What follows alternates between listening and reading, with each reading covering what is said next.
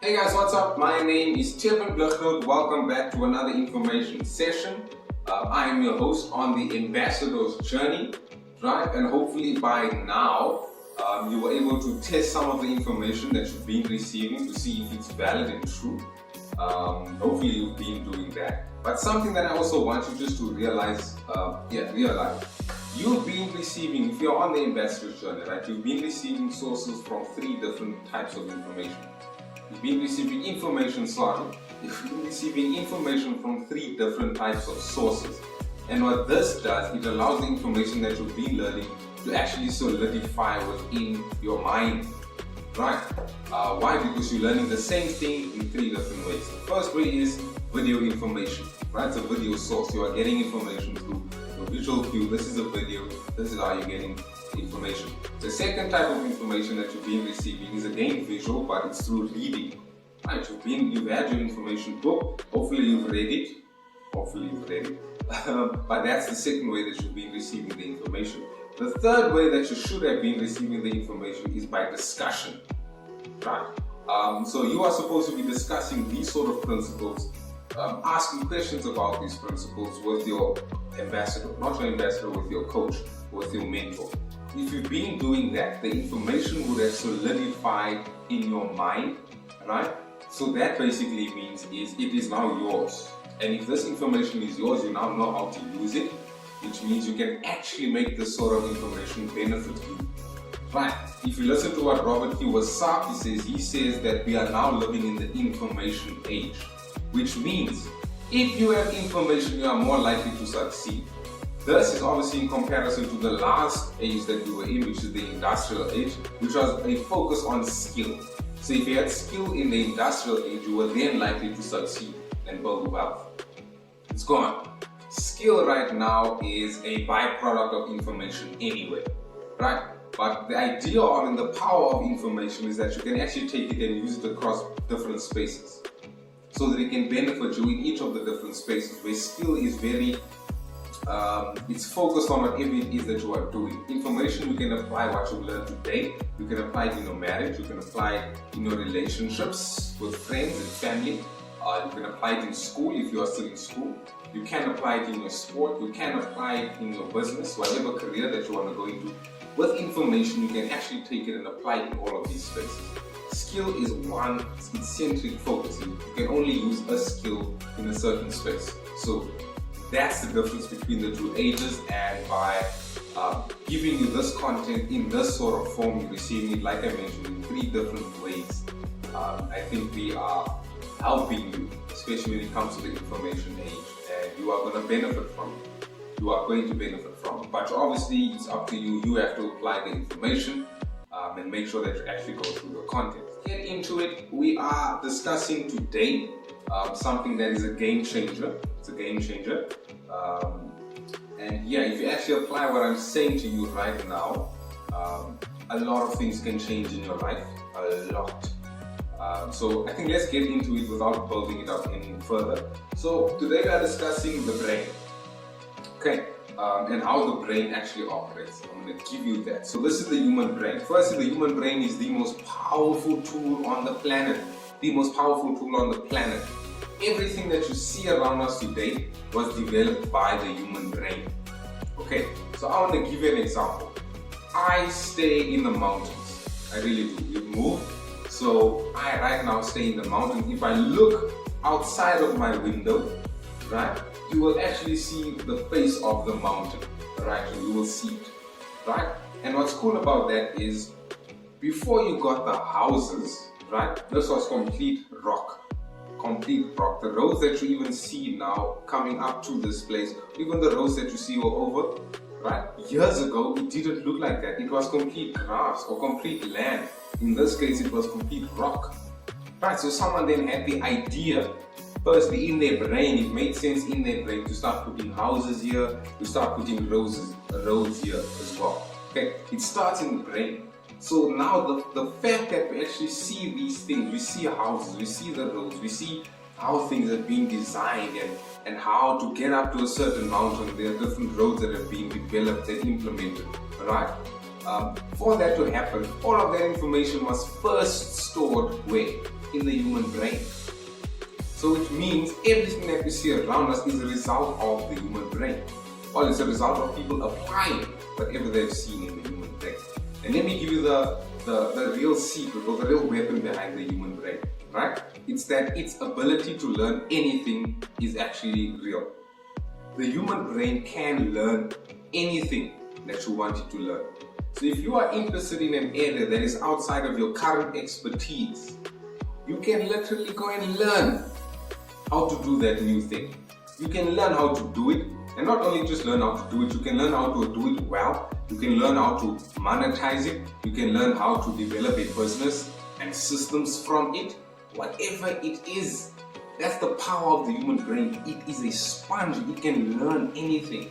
You can shape it to create something for you. That's the power of the human brain, and that power is in you.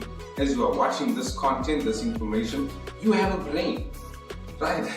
And I'm sure you've had crazy ideas come up to your brain. Apply those ideas, by the way. Apply. But yes, that's the power of the human brain. You can learn literally anything. Okay, cool. So this is how the brain actually works. The brain is divided into two minds, right? Minds. So you have the subconscious mind, and then you also have the conscious mind. This is how the brain operates. The conscious mind, which is the actual output, right? Or it's the actual action that you take, that's the conscious mind at hand. The conscious mind is fed by the subconscious mind. And the thing about the subconscious mind, it takes in everything. All the conversations that you've had with people, the subconscious mind remembers it. Everything that you've seen throughout your entire life, the subconscious mind remembers it. Everything that you've experienced, the subconscious mind remembers it. So based on the memory of the subconscious mind, or based on what is stored in the subconscious mind, that will determine what the conscious mind does and how the conscious mind performs. Okay, so if I can give you an example, right, a real life example, I don't like mathematics. I don't like it. I had terrible experiences, especially in school. Horrible experiences when it came to maths, right? Just to give you a few. I didn't do well in tests, firstly, and it's not that I didn't do well that really hampered my idea on school and on mathematics. It's like what happened during those times. So I didn't do well in school, I didn't do well on the test, and now my test mark would be read out to everyone, which meant what? People were laughing at me. So when I think about math, I get hot, I get uncomfortable. It's just thinking about mathematics, like, gets me anxious, right? And you can actually see this when something as simple as this, right? You can see this anxiousness and this real discomfort when it comes to the idea of maths. When it's time for me to pay the waiter or the waitress for the service that they provided. Simple maths, plus minus, and that's it. Get a percentage, you take 10% or whatever the case is. Just doing that simple maths in that situation makes me uncomfortable. I become so hot and I become anxious and I start bumbling, the numbers start jumping all over the place. Whatever I'm trying to doesn't make sense anymore. And you can see it as I'm sitting there on the table. That is why now I have a smart strategy. When it's time to pay the waiter or the waitress, I hand the bill over. Smart, so you don't have to deal with that. But anyway, the point that I'm trying to make is that conscious effort now, or that conscious moment where I need to like consciously sign a bill, I need to consciously write out things and consciously do calculations, right?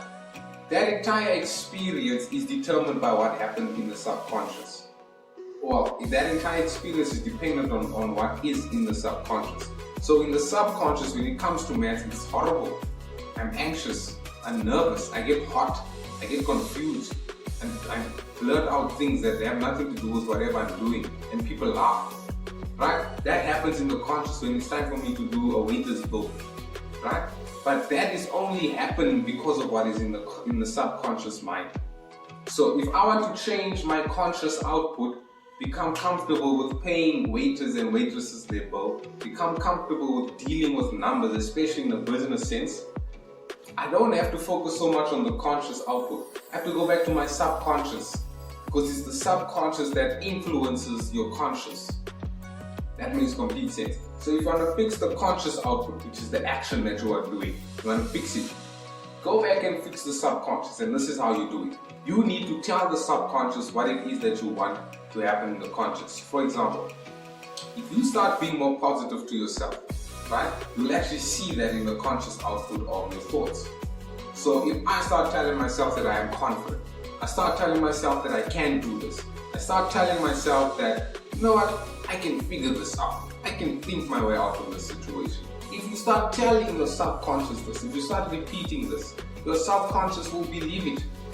Your mind, your subconscious will become full of these things, full of these thoughts and ideas and affirmations that you are now saying to yourself. Right? And the result of that is the conscious output. So suddenly you will be more confident in life. You'll be more open to experiencing hardship because what, you can think your way out of it. You've told yourself that and now you believe it. Okay, so this is how the subconscious works. If you're an athlete, the night before, don't start 5 minutes before the game. No, because by that time there's so many things that could have happened. Start the night before. I'm going to have a good game today. I'm going to do well. I'm going to perform my absolute best. I'm going to score a goal today if you're a football player or if you're in a sport that involves goal. Start telling yourself this the night before and repeat it. Tell yourself, I'm going to have a good day. The next day, the following day, when you wake up, everything about you will be different. You'll be confident. You'll be confident. Try, test it, please test this information. You will be more confident. You will be able to think your way out of situations that are now happening to you. You'll be able to perform on the field like you said to yourself. You'll be able to do things that you couldn't have done before. Why? Because you programmed the subconscious. If you program the subconscious, the conscious mind is the output. So it will display whatever is in your subconscious. And that's the lesson. Right? Kanye West says the life that you experience is based on the perception you have of self. The perception you have of self is stuck in your subconscious. So if you want to experience something different, you want to be more confident and do more things, program the subconscious. And that's the message. I hope that you learn. Take this information, apply it and test it. Let me know what happens. And that's it. Peace.